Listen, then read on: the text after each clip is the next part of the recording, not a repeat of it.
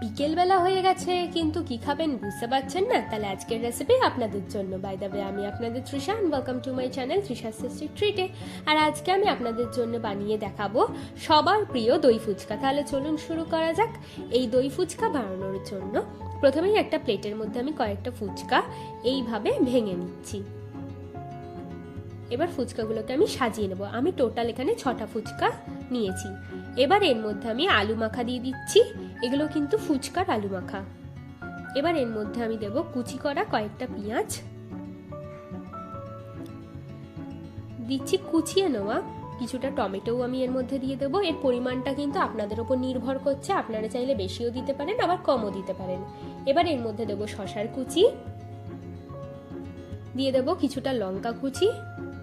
এবার এর মধ্যে দিচ্ছি ধনেপাতার চাটনি, দিয়ে দেবো ফেটিয়ে নেওয়া টক দই, তারপরে দিচ্ছি তেঁতুলের চাটনি। এই ফুচকা, আলু মাখা, ধনেপাতা আর তেঁতুলের চাটনির রেসিপি যদি আপনারা চান তাহলে ডেসক্রিপশন বক্সে আমি লিঙ্ক দিয়ে দেবো, আপনারা গিয়ে চেক করে নিতে পারেন। এবার ওর মধ্যে আমি দিয়ে দেবো ঝুরি ভাজা,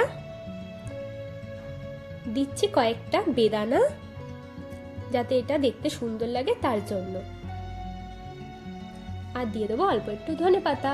ব্যাস, আমাদের দই ফুচকা কিন্তু একদম রেডি। আমার ভিডিওটি যদি আপনাদের ভালো লেগে থাকে তাহলে প্লিজ একটি লাইক করবেন, প্রচুর শেয়ার করবেন, আর এরকম আরও ভিডিও পেতে আমার চ্যানেলটিকে সাবস্ক্রাইব করবেন। নমস্কার।